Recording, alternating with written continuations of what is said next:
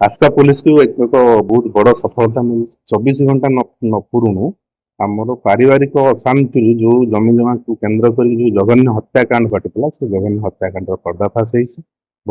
ବଡ ଭାଇ ଆଉ ଭାଉଜକୁ ତାଙ୍କର ସାନ ଭାଇ ଆଉ ଭାଇ ବୋଉ ଆଉ ସାନ ଭାଇ ଭାଇ ବୋଉର ପୁଅ 3 ଜଣ ମିଶିକି ଅତି ବିଭତ୍ସ ଭାବରେ ହତ୍ୟା କରିଥିଲେ ସେଇ ଜମିରେ। ଯୋଉ ଡିସ୍ପ୍ୟୁଟେଡ୍ ଲ୍ୟାଣ୍ଡ ଥିଲା ଏନକ୍ରୋଚମେଣ୍ଟ ପଲିସି ପାଇଁ, ସେ ଜମିରେ ପ୍ରଥମେ ଯେତେବେଳେ ଆମର ରାଜୁ ପାତ୍ରକୁ ପୁପୁନି ପାତ୍ର ଆଟାକ କରିବା ଦ୍ୱାରା ତାର ସେଇଠି ଧାରୁଆ ଅସ୍ତ୍ର ଆଟାକ କରିବା ଦ୍ୱାରା ସେଇଠି ମାନେ ମୃତ୍ୟୁ ହେଇଯାଇଥିଲା।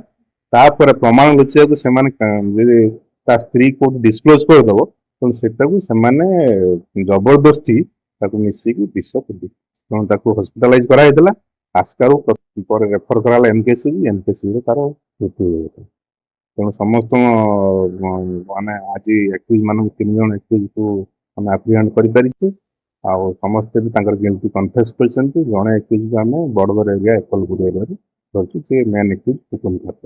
ସମସ୍ତଙ୍କୁ ଆଜି ସିଜର ହେଇଛି ଆମର ୱେପନ ଅଫ ଅଫେନ୍ସ ଗୋଟେ ବଡ କାତି, ଯୋଉ ବାଇକ ରେ ସେ ନେଇକି ଯାଇଥିଲା ଜମିକୁ ସେଟା ହେଇଛି, ବ୍ଲଡ ଷ୍ଟେନ୍ କପଡା ହେଇଛି, ବିଷ ସିଜର ହେଇଛି।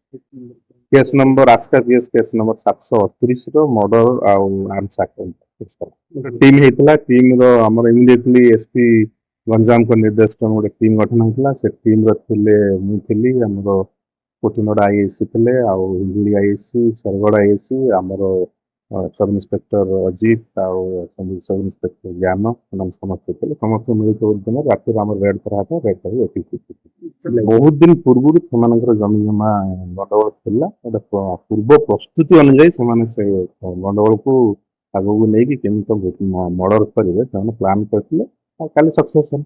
ପର୍ଯ୍ୟନ୍ତ କିଛି ଜଣାପଡୁନି, ଆମର ଇନଭେଷ୍ଟିଗେସନ ଚାଲିଛି, ଯଦି କିଛି ଫର୍ଦର ଆସେ